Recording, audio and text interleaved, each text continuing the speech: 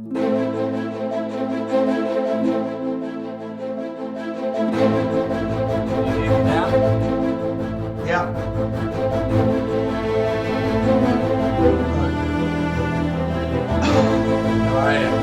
Oh, good.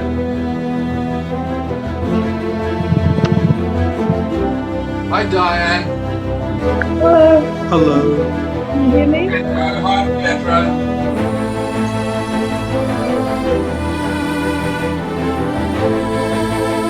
Hi, Pietro. Hello. We've already been sidetracked. I know. Oh, that's good word. Well, I know.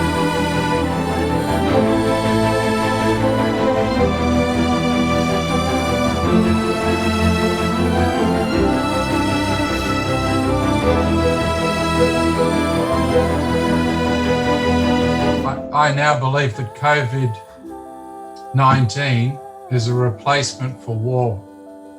We don't need war anymore. We scare people with a virus. It's far more effective, far more cost effective, and it works a whole lot better than war. Well, if that's the case, why have they tried to invade Venezuela then? Well, are they at the moment?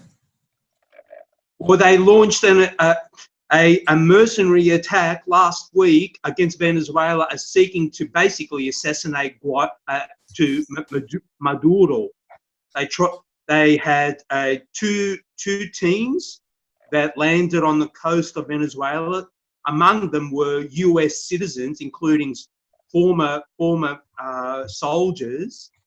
And they they were arrested. A few of them were killed, presumably in some kind of a military attack. And if it was the case that, as you claim, Tony, that why have war when you've got the virus? Well, no one told Trump that, because he and Pompeo have been on a rampage trying to get their hands over Venezuela. I doubt it actually precludes war, but it's another kind of existential threat, which is what there's a great quote from apparently a talk that Julian Assange gave to the World Socialist website, and it's reported by Nozomi Hayase, and it says, nuclear war, climate change, or global pandemics are existential threats that we can work through with discussion and thought. Discourse is humanity's immune system from existential threats. Diseases that infect the immune system are usually fatal, in this case at a planetary scale.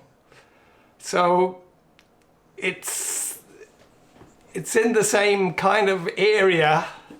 We've got this existential threat that makes us all afraid, and they can do whatever they want with us. Well, guess what? They stopped our town hall gathering in its tracks. But a more significant one is the protests in Hong Kong, which were people on the streets in the millions. They've closed it down. You know, the Hong Kong protest has stopped very effectively, you know. And in fact, protests around the world, not only our town hall gathering, but everywhere. And it stopped Julian Assange. They've buried Julian Assange. You know, the media's not reporting anything about him. There's nobody out on the street stirring up trouble like we were. I mean, The only people stirring up trouble on the streets are the ones who want to reopen the United States, and they are, and I wouldn't put them all in the one basket, but a few of them are definitely Trump supporters. There was an incident in Michigan last week. Armed men stormed the Michigan Capitol in Lansing. They were heavily armed. They went into the Capitol building of Michigan, right? I And saw it. whilst people, like, you know, I'd imagine the governor of Michigan and the legislature of Michigan were all present, but they were definitely mobilized.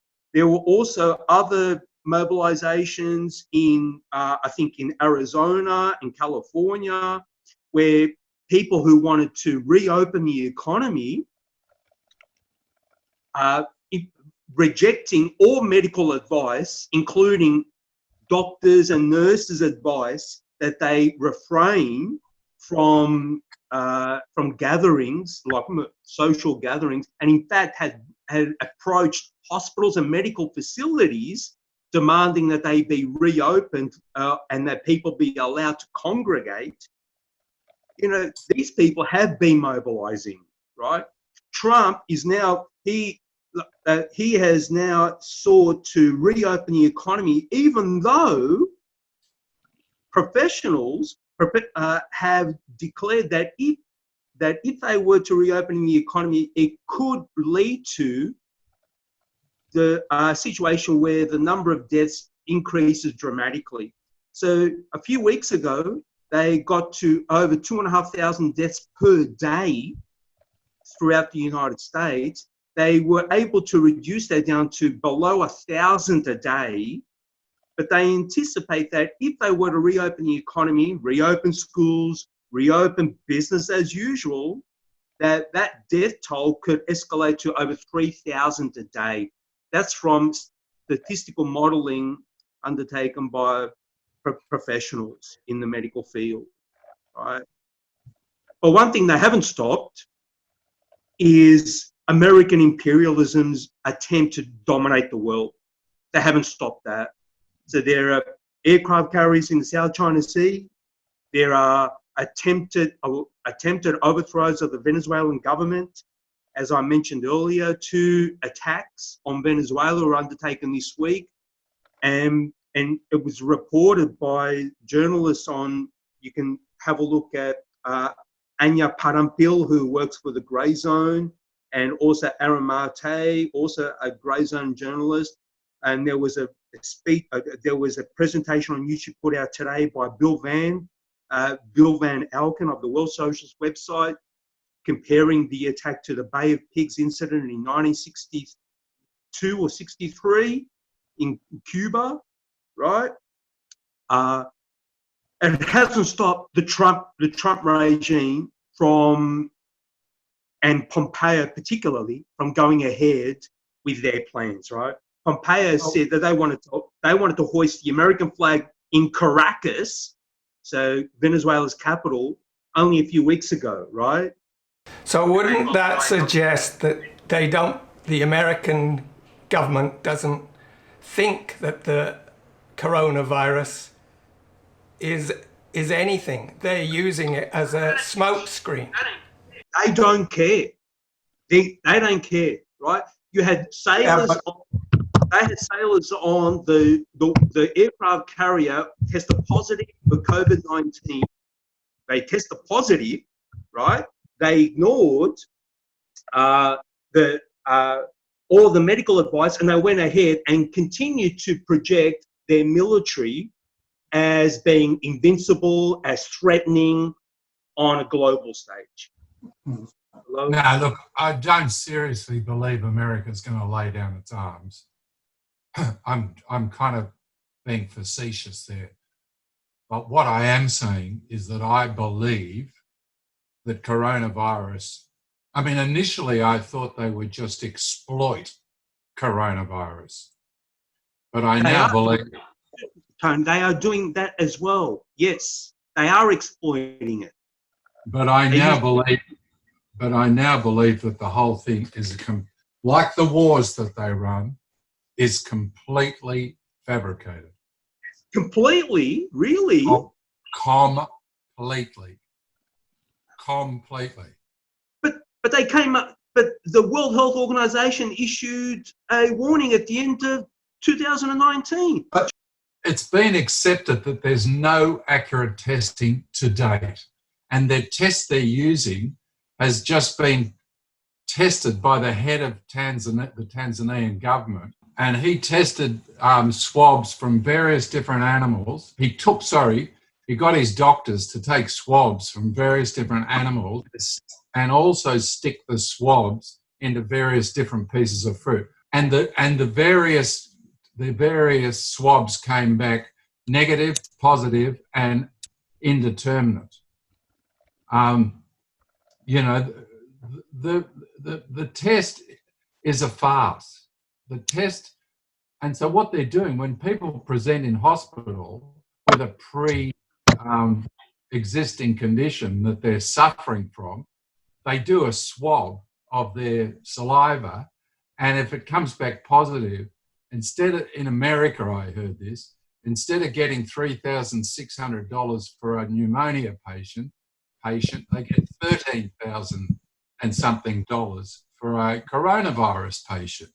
And then if they further transfer that patient onto a ventilator, they get $30,000 from the government. So there's a financial incentive in America, at the very least, to diagnose all conditions with coronavirus. Now, the next thing I've been looking at are the death rates of all these countries, right?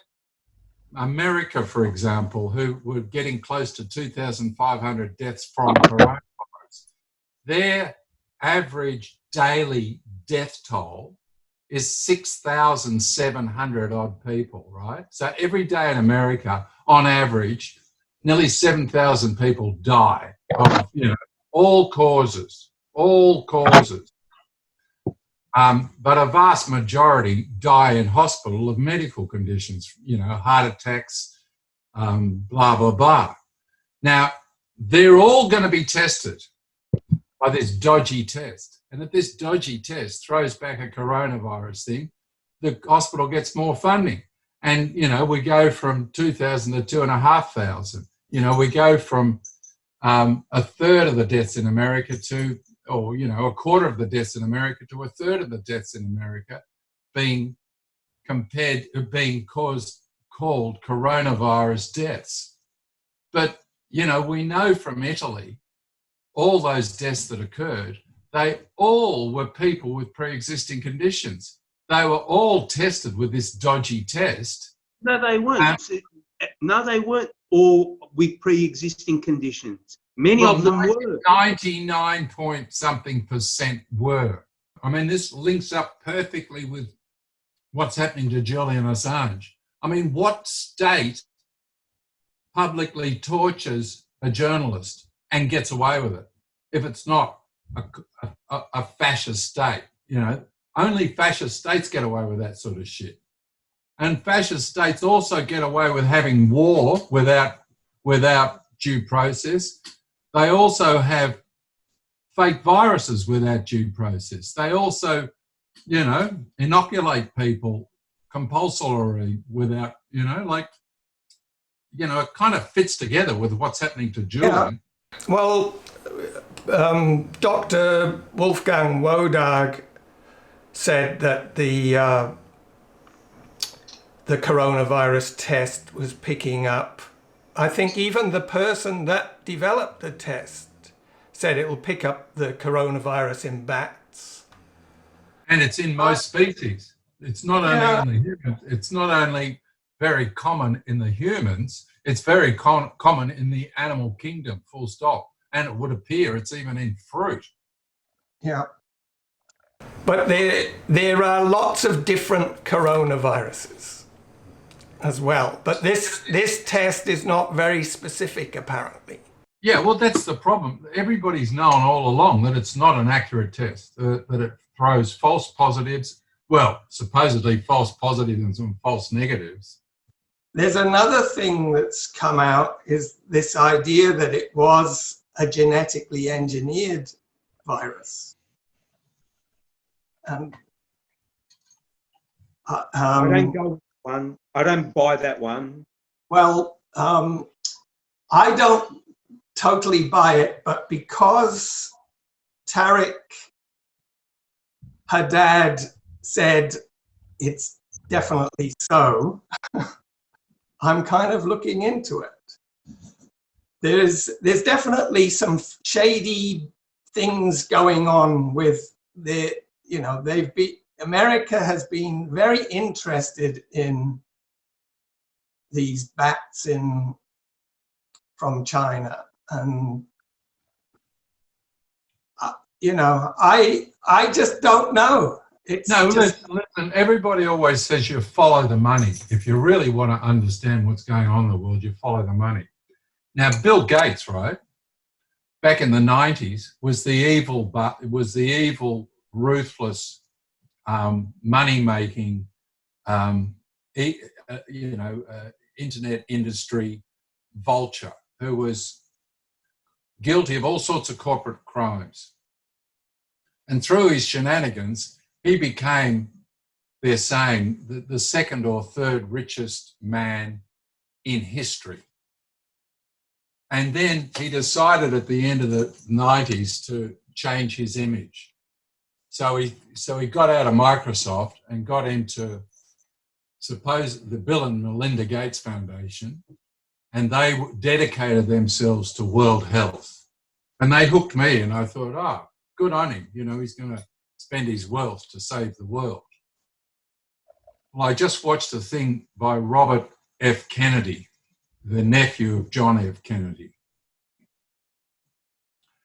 And Robert F. Kennedy informs me that the use of vaccines in the world has gone from, I think the increase was astronomical. Since Bill Gates has got into the game, this industry has done a number of things. One of them is it's grown ferociously, but the other one is the law has changed. Now, vaccine producers are indemnified from litigation. All care but no responsibility for their vaccines is number one. And they've gone into Africa and they've used these new vaccines. I think that's the other thing. When we were kids, we got 3 vaccines or 4 vaccines. Now kids in America get 70. Again, not only has the industry grown, but the number of vaccines has grown. And a lot of these new vaccines are being tried in Africa, and they're doing follow-up. Other people are doing follow-up studies. And a lot of these vaccines are causing more harm than doing good, of course, as happens with untested, because testing vaccines makes them expensive. Whereas if you don't have liability, you don't have to test for them because nobody can sue you for any side effects. I'm not about to become an anti-vaxxer. In fact, I'm very pro science. But what it appears is this industry, and the final statistic I got from Bill Gates is that since he left Microsoft, his net wealth has doubled, right? His net wealth has doubled. He's getting richer. He's not giving his money away. He's making money out of supposedly giving his money away. That's capitalism for you. No, it's false. It's a false narrative. We're being spun a story, and we've divided the world into pro-vaxxers and anti-vaxxers. And anybody in the middle, like me now, is considered a Fruit Loop because he's all of a sudden going to be branded as an anti-vaxxer, whereas I'm not an anti-vaxxer. I'm just anti the inappropriate exploitation of people, as would appear to be happening under Bill Gates and the World Health Organization, according to Robert F. Kennedy Jr., the Aldous Huxley, who wrote Brave New World in, I think, the 1930s, said in 1958 that pharmacology will enslave the world. Yeah, well, that's what I believe is happening. Yes. It worries me that we may require vaccination certificates to join clubs or go overseas. or for jobs. We Well, already have no jab policies. Like school kids are on the verge of in childcare centres, but they're wanting to expand that. Yeah, of course. So Yes, on the scary part, sorry, Pietro, but the scary part is that they're bringing in vaccines that haven't been tested properly. Yes, if it was all honest and there is, like what they did with smallpox, that was brilliant. But apparently, they're wanting to bring in a vaccine for coronavirus that will keep evolving. So it's going to be useless. According to Robert F. Kennedy, the vaccination for the common flu is approximately 40% effective. Like you've got 2 chances in 5 that it'll protect you from the next flu that comes along. Right. But you've got a 60% chance of it degrading your health. Like all vaccines, there's a price to pay. There is a side effect. And the best you can hope for with a vaccine is the benefits outweigh, on balance, it's better to get the vaccine and not get, the Black Plague or whatever it is. So with killer or debilitating things like polio that kills, I forget what it was, some huge percentage of the population, you're better off sort of mucking around with vaccines and trying to get one where you save more lives than you take. And, there were a number of vaccines developed back in the 50s that, saved more people than they, than side effects that were caused. But there is evidence to show that even the polio vaccines caused health problems in that's my generation, in my generation. And then since my generation, the number of vaccines that's delivered mandatorily to children has grown by, tens of times. And as a consequence, the negative health effects of that radical increase in vaccines has caused a radical increase in side effect problems, which is now measurable in Africa, where these, under the World Health Organization and Bill and Melinda Gates Foundation, are being broadly spread on populations. And, there's evidence now coming out of Africa that, that this is having a negative effect, in the short term, let alone the long term. When I was a kid, there was a drug called thalidomide that was around to help pregnant mothers with morning sickness. And my mother told me that, she was toying with the idea of, she had morning sickness with me and she was toying with the idea of taking thalidomide. And at the last minute, she decided, I better not.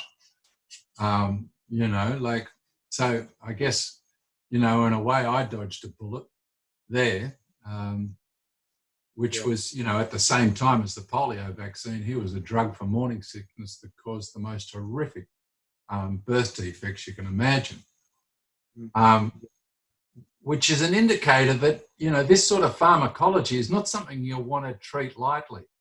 The medical profession is supposed to live by the mantra, do no harm. And it's hard to believe that Bill Gates is following that mantra.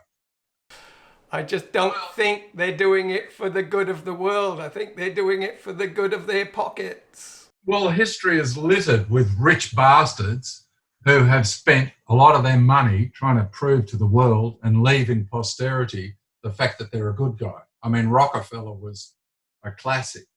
The simple fact is that it's very hard for a leopard to change its spots, and I was one of those that thought, Bill Gates really is a good guy. He just wanted to, unify the internet and, put us all on the one system so that it'd be more streamlined. And, he was a misunderstood guy. You know, he left his architecture open in his computer so people could, you know, add to it. Whereas Apple was a very exclusive little club, and you know, I was always on Bill Gates' side. And in fact, right up until the last week, I've been a pro Bill Gates kind of guy. Now I see him as, you know, as the man that he's always been. You know, he's a megalomaniac. Full stop. Can I say something about Bill Gates? Years ago, he was, and probably still is, pro genetically modified food. He has been trying to get GM food and agriculture into Africa and other developing countries, which completely disrupts their natural system of agriculture. They patent the genes and also the particular crop. The farmers become dependent on Monsanto, which is now has been renamed. He's not a great guy. I think there's just a little bit of ignorance, a lot of ignorance there about understanding the environment and just what is actually the right thing to do. He's just pursuing the wrong avenues with his mindset. Yeah. No, look, I always go against the trend, and everybody was, you know, giving Bill Gates a hard time. And I just thought, you know, the Windows operating system, you know, his part in bringing us the internet is a pretty significant part of it, you know, and we all use Windows now happily across the world for personal computing. I mean, it's a bit like, I guess, the internet itself. That came from the military-industrial complex, you know, and the global positioning system. Again, military-industrial complex. So these, you know, fantastic assets, which also potentially are our undoing in that they can be used to control us. You know, it's a double-edged sword, all these tools that we derive so much benefit from, also potentially enslave us. You know, I heard on the news today that in Italy, all the mafia bosses that are in jail are being let out of jail because of coronavirus. Okay? Think about it.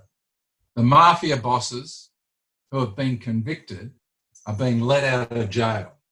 Oh. Right? Julian Assange stays banged up, but the mafia bosses come out. That kind of says it all to me. Yes, exactly.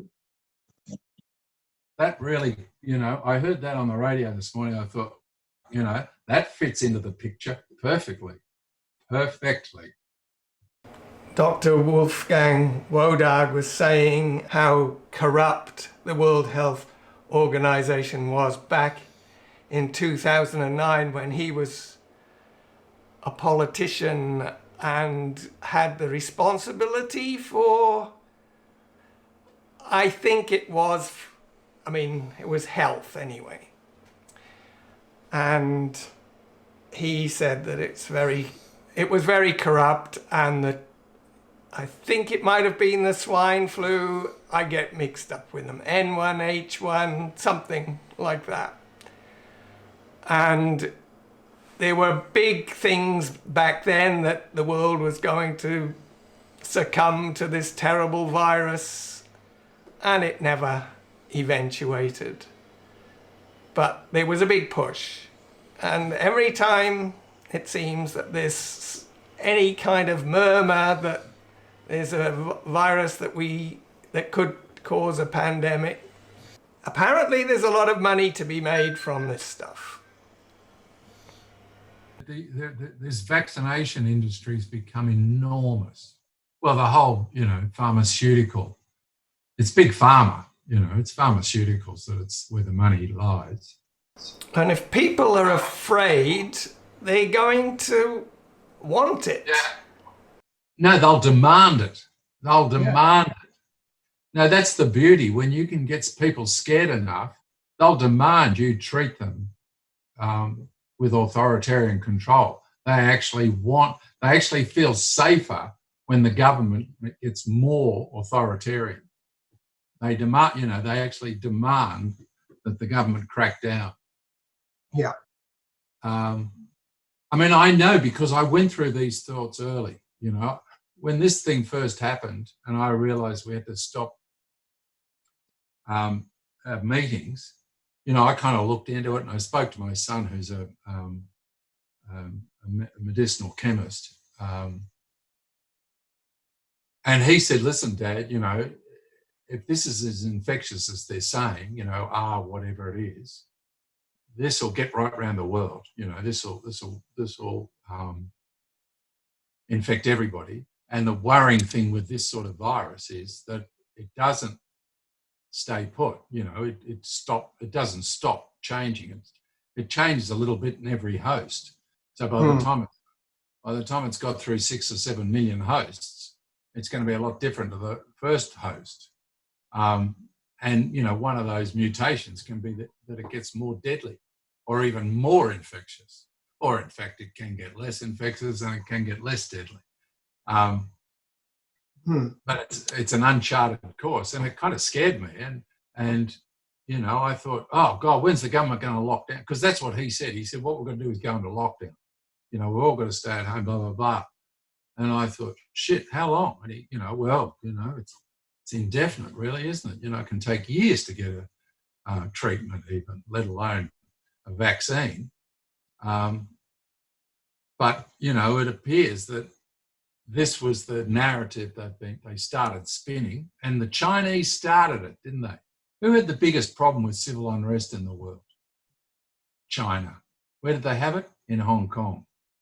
And they knew they couldn't move in. They knew they couldn't use force. They knew the world would not accept that their reputation in the international community would not allow them to go in with their tanks blazing.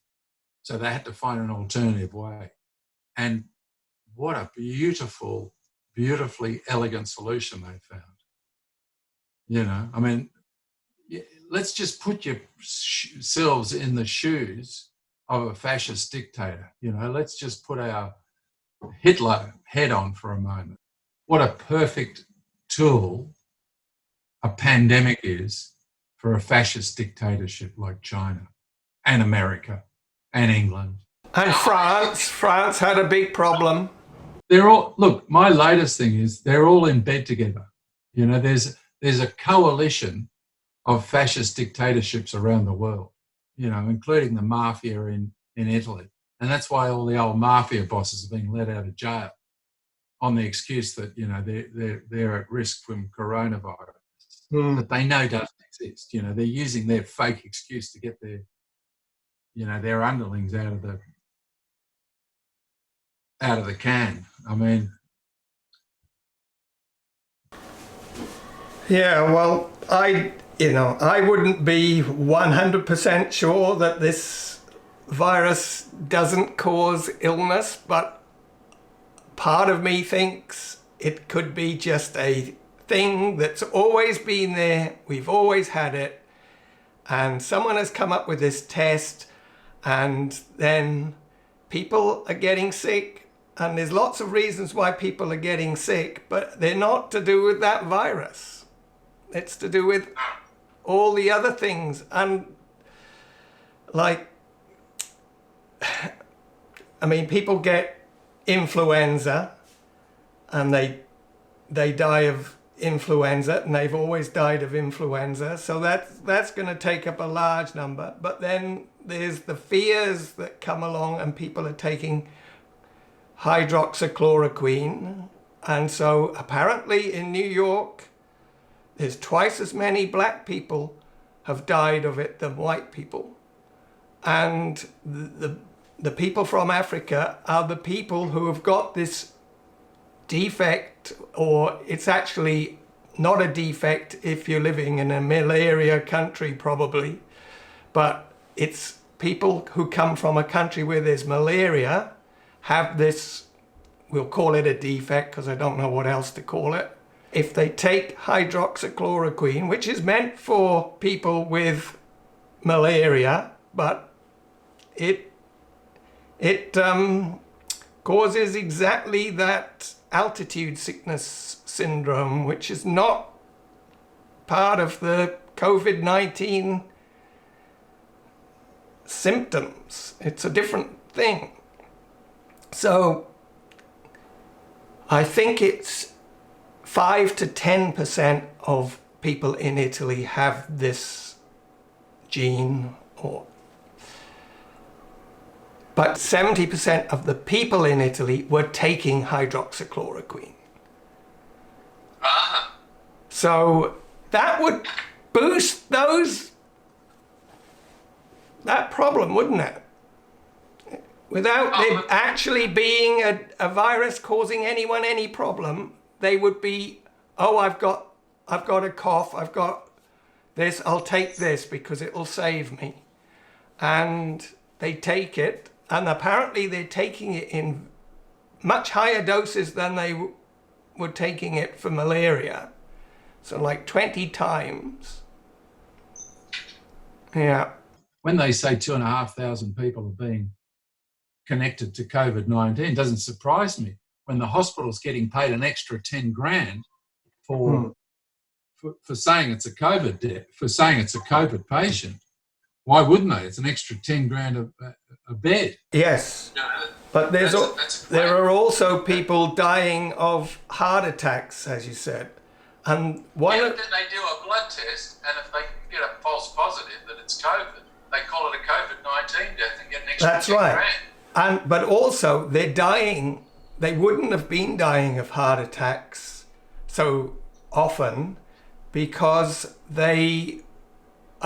people are feeling pains in their chest and they're not going to the hospital because they're going to get COVID-19, so they don't go to the hospital. And so until it's too late. Until it's too late. And then they do a blood test and get a false positive. Apparently in America, the fire brigade, that's all they're doing is responding to people with heart attacks. Yeah. Look, there are lots of things I read. I have no way of verifying that these things happen, but it all makes sense that it could easily be totally fictitious. And there's no evidence to say it isn't fictitious. That's the key is, which Julian Assange would say, if there's no evidence, you don't act. You've got to have the evidence. Yeah. Now, look, when you first proposed that, the situation was just manufactured, that the world authorities were exploiting the fear from pandemic, I kind of agreed with you. I thought, yeah, that's for sure, they're going to exploit it. But I think I remember saying, yeah, but they could be underestimating as much as they can be overestimating. They're just going to manipulate the narrative to suit their purpose. And I couldn't understand why would they want to overestimate it. But I now understand why. Because they're calling it a psych op. In other words, it's an operation to affect our psyche. This is them playing with us emotionally. Because once they put us into fear, we stop using our mammalian brains and we start using our reptilian brains, and we go to supermarkets and buy as much toilet paper as we can because we're not thinking rationally. We're just, we're in fight or flight mode. We're not going to bother to think about the whens and wheres. We're just going to react. That's what happens when you're in fear. You just react. And if the fear is bad enough, your reaction is going to be demanding the government to do more draconian measures to lock us down, deprive us of our liberties, blah, blah, blah. And it's just perfectly playing into the hands of those who wish to, control the narrative and control the people. This could lead to, God knows what is the next step. But, you've really got to, as Diane was saying, you've got to refer to, science fiction writers who are becoming science fact writers. They're becoming soothsayers. They're becoming prophets of doom. you know. So, I mean, which we've all known about because of Julian Assange. I mean, the treatment of Julian Assange is as horrific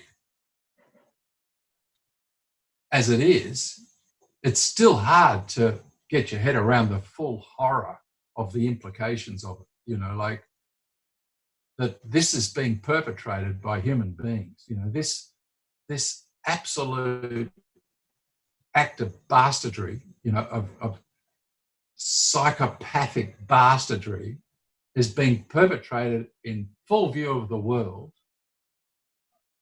But and we just accept it, you know, in the same way as we accepted John F. Kennedy's assassination, we accepted going into war in Vietnam, we accepted the Twin Towers coming down and blamed a bunch of Arabs on the other side of the world. I mean, all these unbelievable acts of psychopathic bastardry perpetrated by, you know, it appears a small number of people in the world can be going on, and none of us can get our heads around it, let alone try and stand against it. I mean, how do you stand against it if you're locked in your home? You know, you really got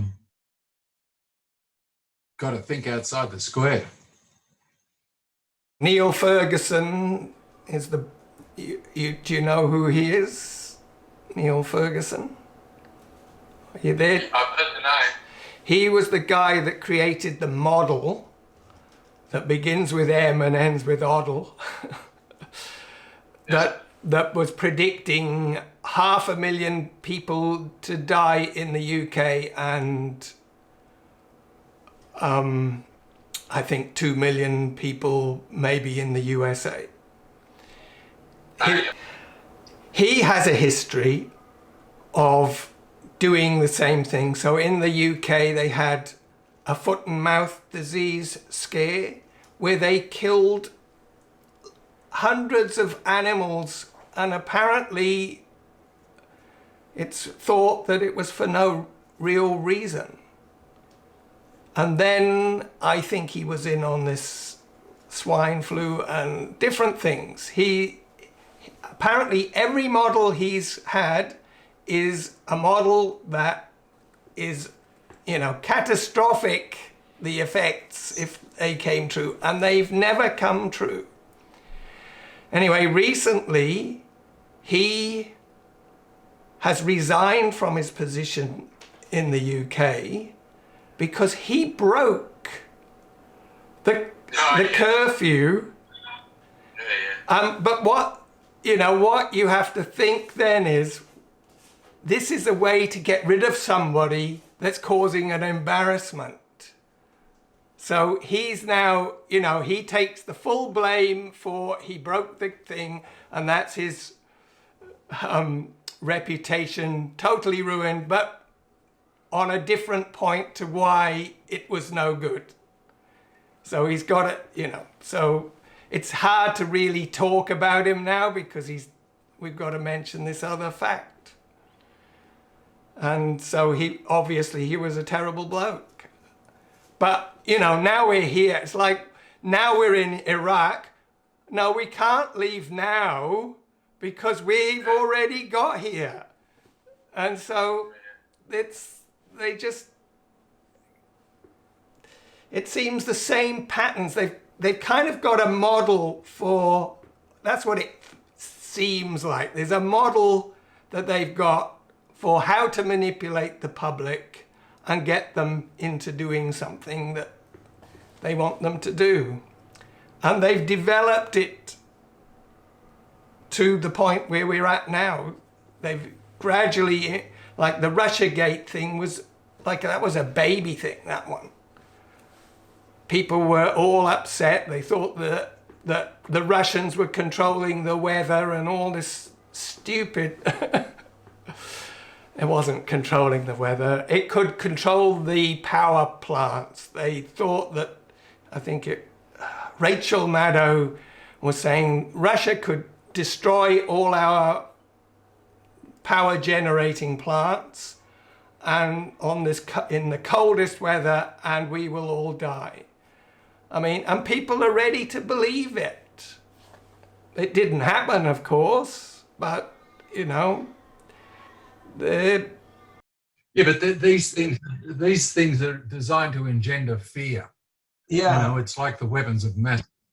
It's like the weapons of mass destruction with Saddam Hussein. You know, we're all supposed to believe there was this completely mad Arab sitting on a pile of thermonuclear warheads about to blow up the world just for the fun of it.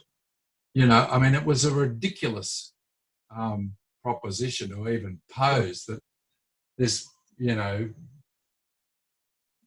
mad dictator had the capacity, you know. Apparently his air force consisted of 2 broken down planes, you know. I mean, when the Americans walked in, they literally just strolled in. There was no opposition. They killed more of their own soldiers going in than they killed the opposition because they fell over their own, you know, overblown asymmetric, what do they call it? Asymmetric force, you know. I mean, and all on the basis of the Twin Towers, the 3 buildings at the World Trade Center being demolished by 2 planes that were, you know, supposedly hijacked by mad Arabs again, who magically managed to perfectly execute controlled demolitions on 3 towers with 2 aeroplanes. I mean, you don't have to be a rocket scientist to see that there's an improbability about that. And, you know, I would have thought, you know, when you were starting to suggest, and it wasn't only you, Steve, that turned me around, it was everybody I talked to. Once you kind of said to me, you know, open your mind, don't think that this COVID virus is all that it appears, you know, there are a number, you know, there's other possibilities. Once I started looking at those other possibilities, you know, it just like it hit me like a thunderbolt when I got to China. I mean, it started in China, right? Which fascist regime had the greatest problem at the moment in the world? It's Red China with Singapore, with Hong Kong. And guess what? Solved that problem overnight. And how did it solve it? In Wuhan, by welding the doors of their home units locked and inviting the world's media in to film it, right? 4 Corners went into China and filmed the authorities welding up the doors of blocks of units. And this was all designed to test the water in the West, in the free world. And all of a sudden, the public opinion in the West is, oh, it's a pity we don't have a stronger government because that's what we need. We need a strong government to do what the Chinese government are doing. That's the way to control it. So it's almost like the people then asked to be locked up, you know, lock me up. It's what's best for me. You know, I need to be locked up for my own sake. I mean, it's, you know, the whole world locked itself down in response to this cry from China. The COVID-19 pandemic has benefited the Chinese government in Hong Kong. Yeah. Like it's quietened Hong Kong there. Like Hong Kong is dead in the water. A bit like Tiananmen Square after they sent the tanks in. I mean, that really killed the uprising. Those tanks stopped it dead. But, you know, they seriously soiled the reputation of communist China in the world's eyes. And 30 years later, we're still trying to remind them of it. And 30 years later, they still won't admit to their own people, right? It's still a secret in China. And although a vast number of people in China know about it, they're not even prepared to think about it, let alone talk about it, because they know if they talk about it, they can get into some serious trouble from the authorities. So they try and not think about it. So And then 30 years later, they got a problem in Hong Kong, a far worse problem. I mean, there weren't millions of people in Tiananmen Square day after day after day. And that's what was happening in Hong Kong. You know, they kept giving the protesters what they wanted, and the protesters kept demanding more. You know, it started with them saying, we don't want extradition to the mainland. And it ended with them saying, we want democracy. We want absolute democracy in Hong Kong. And they weren't going to stop. You know, they were going to just keep marching on. And it gave me a lot of hope for the future. I thought, if people power can bring down the Red Communist Party in China and if people can control the Red Communist Party, that is a victory for all humanity. And that gives us hope, you know, because, you know, in effect, we've got a similar situation, I believe. It's not vastly different what's happening in the West. And I'm now thinking there's no difference. And I'm now thinking there's probably even an alliance of China and America, you know, that they pretend that they're enemies. And, you know, probably North Korea is probably part of it too. You know, it's like an alignment of these deep state characters that, you know, seek to control the world for their own financial gain. Well, it reminds me of what Pietro was saying with in Russia. There was this World Trade Agreement that Trotsky published. I don't know the details of it, but basically there was like how much they were all going to make, I think, you know, how much trade they could have or whatever. But it was like gentleman's agreement between all these powerful people, and the public just doesn't know anything about it. So the public in the West didn't know anything about it. The public in Russia didn't know anything about it. And we probably, you know, we're doing a lot of trade in China. There's, you know, they have their secret talks and all that. And so, yeah, they're kind of on the same side, but, you know, they could have a war at any moment too, but no, well, that's why I say I think the good news here, there's always good news and bad news, right? And that's why I say the good news is there'll be less war, I believe. I mean, sure, there's going to continue to be people grabbing for resources and control of different countries to put in fascist dictators who can become part of the global alliance. But by and large, they're now moved into this new phase of medical warfare, you know. Well, could they, like with Venezuela, if they installed a new leader, so the CIA they're working at this thing of taking over the country, then the new leader can tell everybody, you've got to stay in, you're going to die of COVID. Yeah.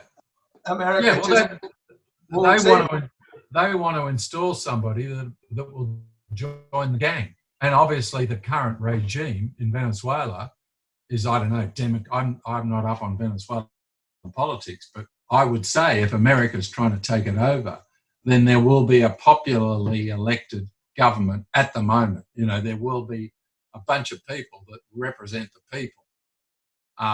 And America doesn't like that, because America wants the people in control to play the game with the rest of the world and specifically play their game. They want to, you know, be the boss cocky, and, you know, they'll have a lieutenant in Venezuela who'll, you know, duly lock his country down when he's told to, and, you know, do whatever the bidding of Uncle Sam is. Because that appears to be the way, you know, like a bikie gang, you know, and America's the boss. Although you wonder who's calling the shots between America and China. You know, I mean, is one telling the other what to do, or are they like two different bikie gangs that have come to some sort of truce? which is probably more likely what it is. You know, they've sat down together and come to some sort of agreement, mutually beneficial agreement. I don't know. It's for me, it's good and it's bad. I mean, the good side is we don't really have a pandemic. You know, the good news is we don't really have a pandemic. But the bad news is we're going to have an economic recession like we haven't seen. And that's going to cause a massive change in our financial system. And money will be transferred from the poorest to the richest. This is the trend that we're seeing. This trend will continue, and COVID-19, whether it's real or not, will be part of the machinery of bringing about that transfer of wealth further. But will people be able to wake up and understand? That's what I hope. Tanzania is I don't know how poor, but, you know, it's an African nation. It's it's a third world country. Yeah. And fortunately, a lot of third world African countries have highly educated elite. You know, there is, and this guy is one of those. You know, he's an educated African leader, and he's not obviously part of that, you know, the gang of thieves that are running the world.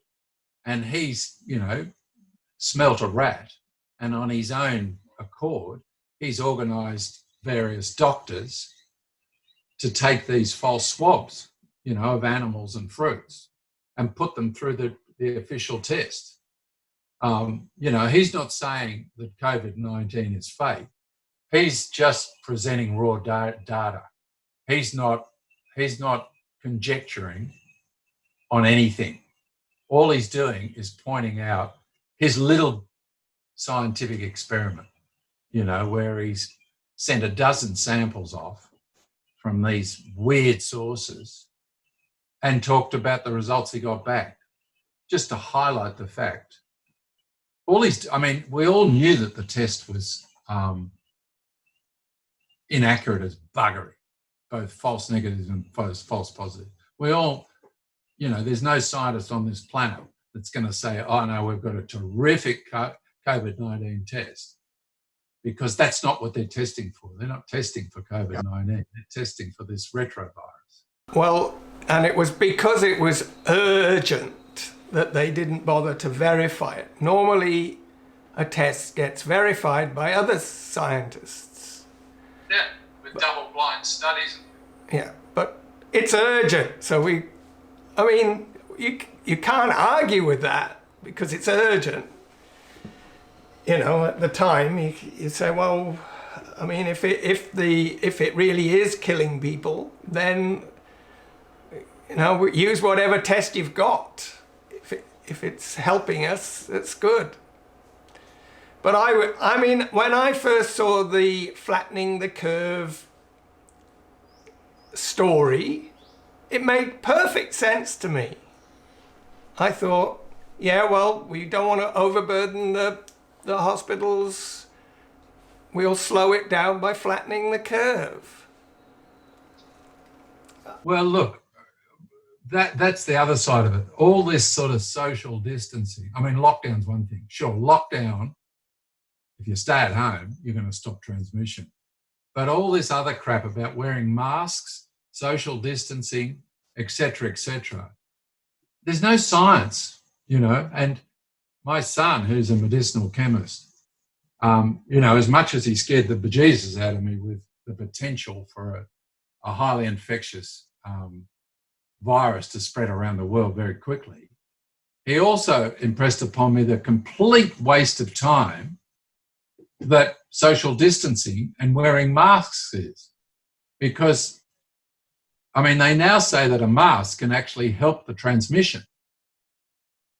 Because if you're wearing a mask and the people around you have got coronavirus, that's going to end up embedded in your mask. This is assuming that this virus is as infectious as it is, which I don't believe it is. So this is a purely hypothetical thing. But if you wear a paper mask, which doesn't fit round your nose and round your chin, which they never do, so it can only work if it's an airtight fit around your face to start with, and then it's got a HEPA filter, which stops anything the size of a virus getting through.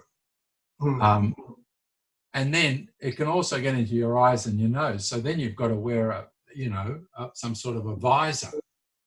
And if that visor isn't sealed against your face and have air pressure inside it, blowing air out to stop ultimately it can even get around the mask and get into your eyes.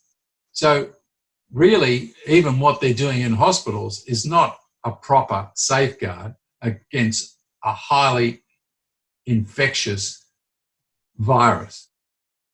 So there's all these inconsistencies that just don't make sense. They don't make sense. And there's no science. This social distancing, there's absolutely no science. There's no study ever been done about how far you can send a virus across air or none, never, nothing, no test whatsoever. These figures are just pulled out of the air. It's just, it's fantasy. Wodarg was saying also that by wearing a mask, you cut down the amount of air that you're getting. And that could be also a health problem. Oh, you're reducing oxygen. Yeah, you tend to breathe less deeply, I suppose.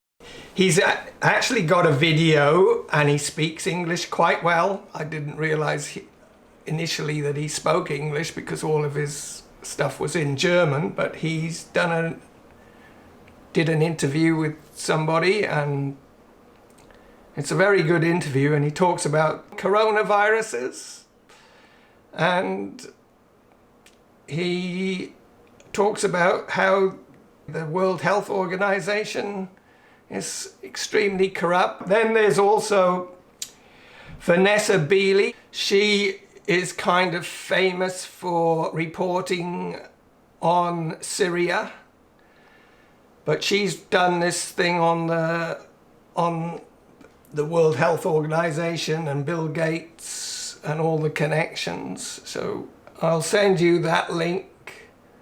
I think it's important to be skeptical, and I'm not totally convinced that the virus itself is kind of totally nothing, but I suspect that it could just be like there are these correlations that happen. So in statistics, you can find these correlations. So I thought of one, lying down disease. People who die tend to be lying down when they die. So you would find a correlation between lying down, maybe in, let's say, middle of the day, and deaths. The more people lie down in the middle of the day, the more chance they are to die. But it doesn't mean that the lying down caused the death. It just is. It's a correlation. It's a correlation, not a causation. Yeah. And so we've got this going on with the COVID-19. There are deaths, and they're finding, there's this virus in here. But the virus didn't necessarily kill them. We're only testing the people who are nearly they're complaining that they're not well, and so we're testing them. Oh, we found the virus. But a large proportion of those people are dying because they weren't well. Just one little quick correction there. We haven't detected a virus. We haven't got a test for a virus. We have a genome code. We've got a genetic code. Yeah, I guess you're right. Or a piece of RNA material. Yes. Right?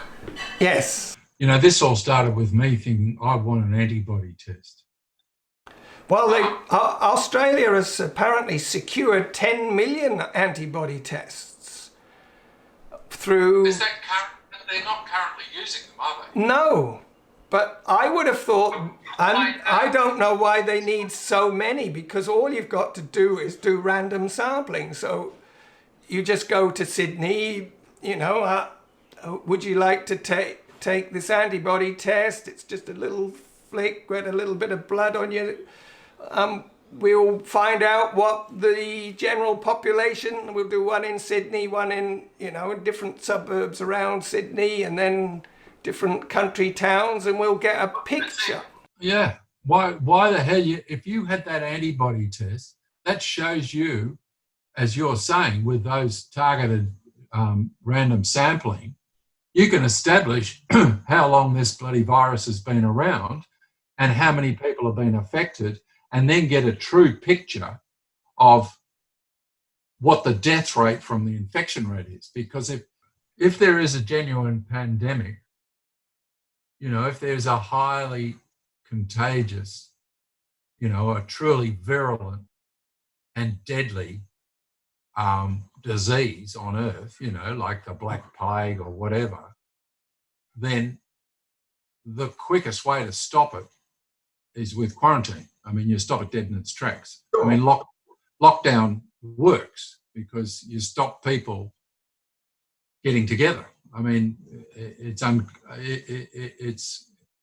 ancient method by which human beings control viral infections, and it worked fantastically. I mean, you know, I watched it in the AIDS crisis where, you know, people were dying, and you know, they worked out that it's blood or you know, is the only way to transmit it. The human, you know, like bodily fluids or blood has to be transmitted to carry the infection.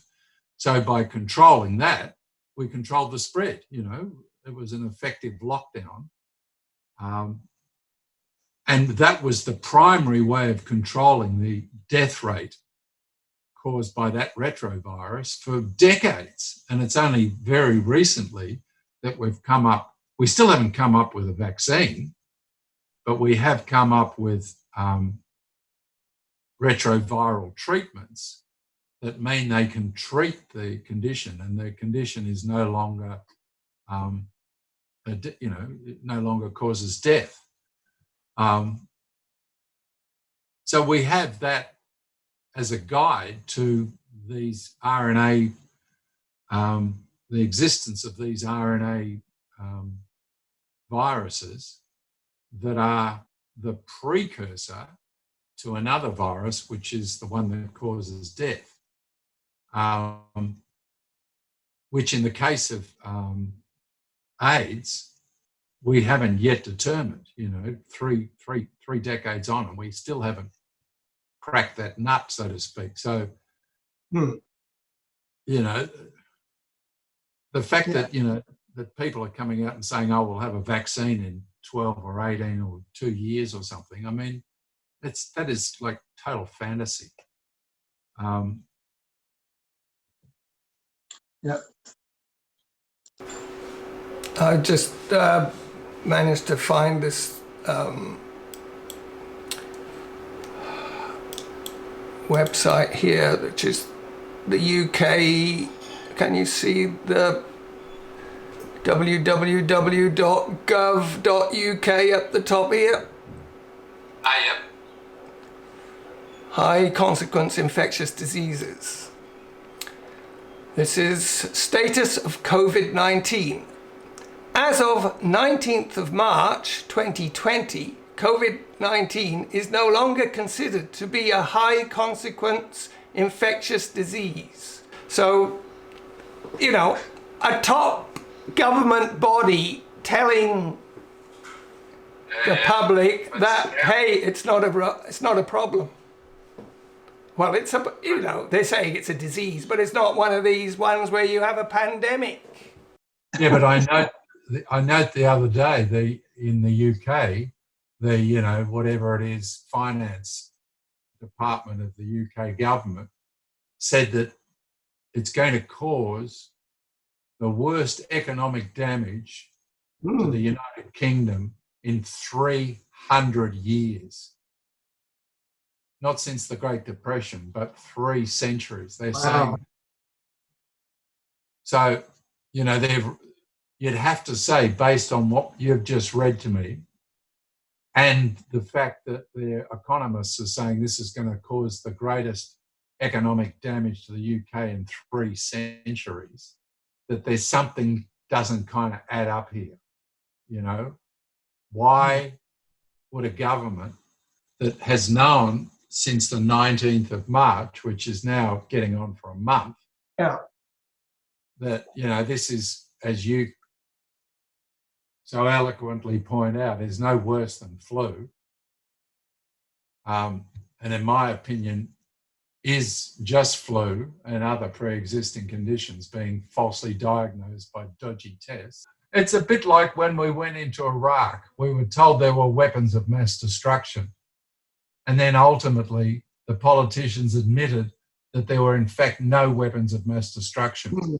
Well, you know, what's to say that in 12 months' time, when we're all back to work and we're pouring through the statistics and we realise that the death rate is actually the same as it always is every year, or it's slightly even less or slightly more, but, you know, it's approximately the same as it's always been. And the governments of the world, one by one, sheepishly say, well, you know, we learned some great lessons and we learned how to control viruses, but, you know, I think we've overreacted to this one. It would appear that, you know, a lot of the testing was inaccurate. We got a lot of false positives, blah, blah, blah. You know, I think it's slowly but surely it's going to come out that we're overreacted and they're going to let us all go back to work.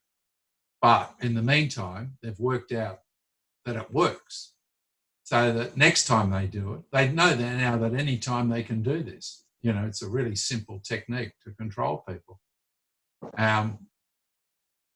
But a lot of people are becoming aware of their tricks. Yeah, but there's no way of controlling this trick, because once they announce that there's a virus out there and that we're locked down, if we go out in the streets with our banners and protest, or in fact we go down the beach for a swim, we can be hauled over by the cops. Yeah. And we are the really bad people for breaking it if we did that. And they question it, we're some sort of, you know, nutty, crazed conspiracy theorists. Yes, and I think that's another thing. I think there was a German person that was questioning it, and I think she was put into a psych ward or something.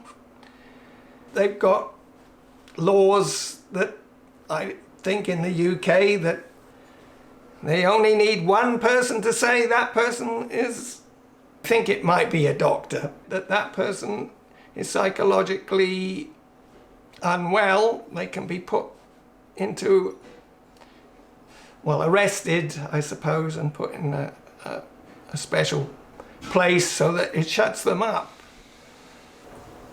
I remember a few years ago, there was a big demonstration, and it was a scary one. And it looked like Muslim fundamentalist, I don't know, kind of... Oh, Cronella. It wasn't Cronella. It was, I think it was more of a protest rather than a, it wasn't. Do you remember the Cronella fights? Yeah.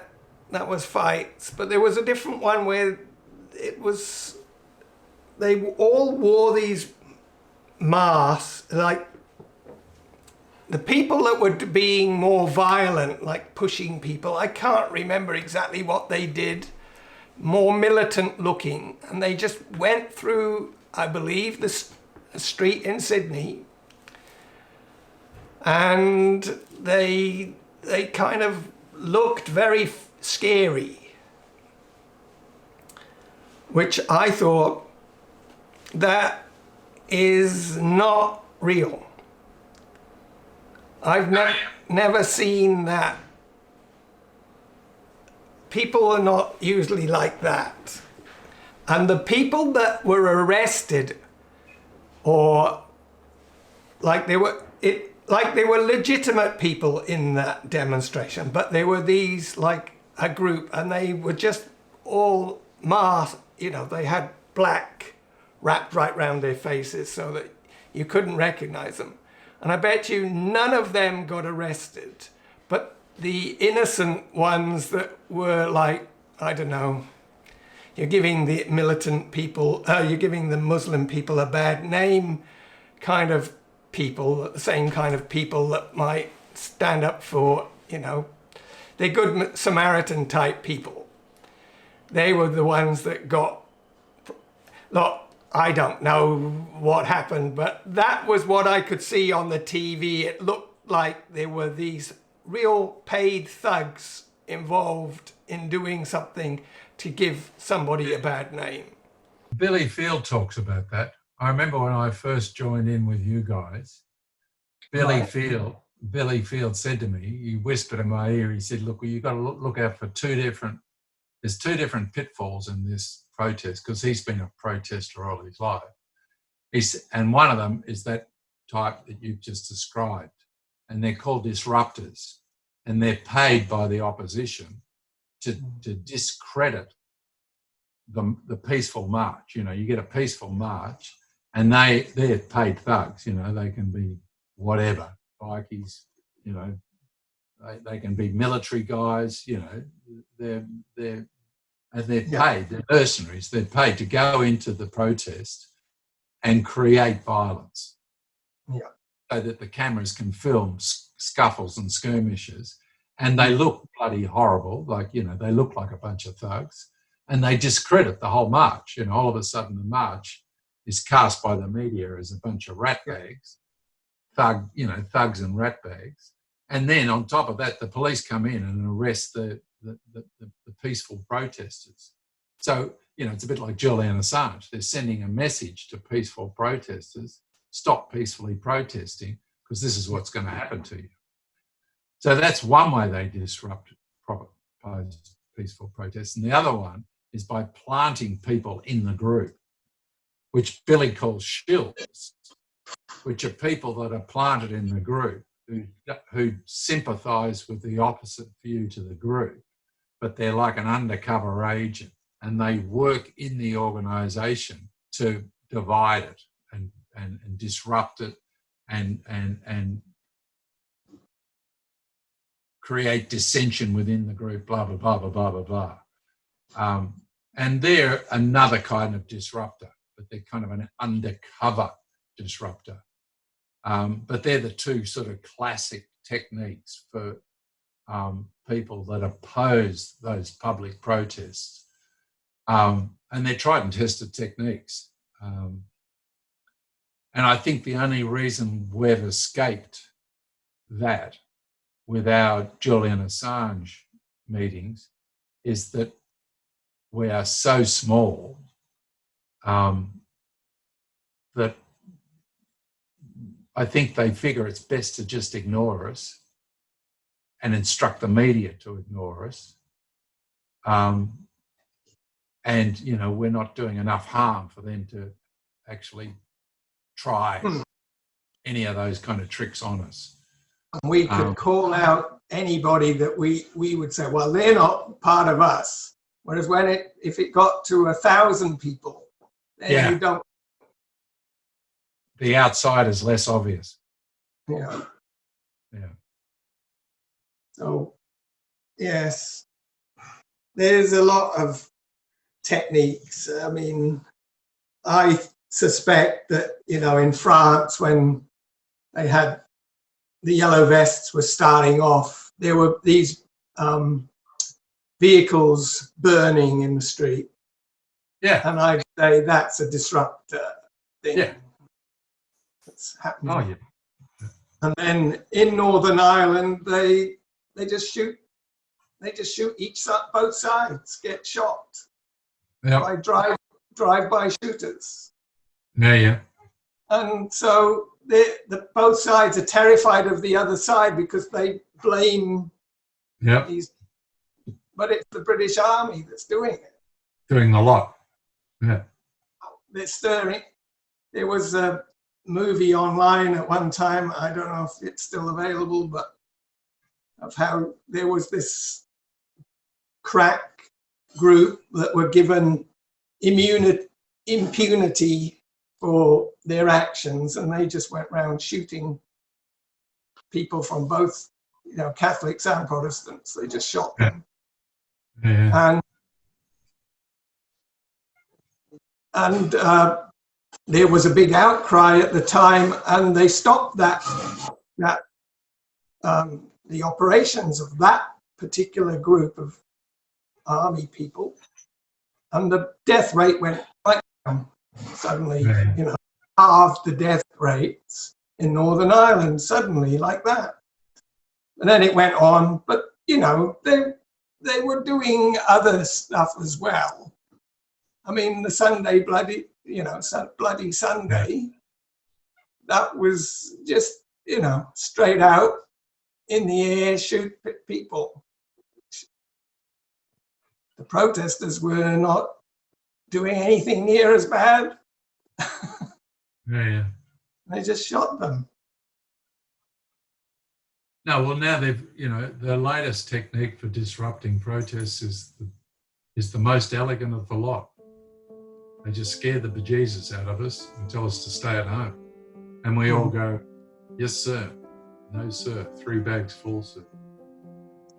And Hong Kong, is just the sweetest example, because those protesters weren't going to stop for anybody. They were putting their lives on the line. They were exposing their faces and just saying, we're not going to put up with this shit anymore. They were really brave, those young protesters, and they were predominantly young. And they seemed unstoppable.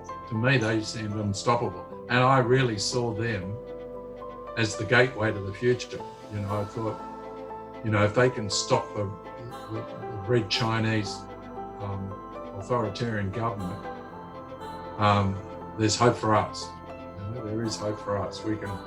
We too can follow in their footsteps. But, they've been stopped in their tracks, as have we. We're all at home too, writing letters to our politicians, and I note that Philip Adams' petition's finally gone over 400,000. Yeah.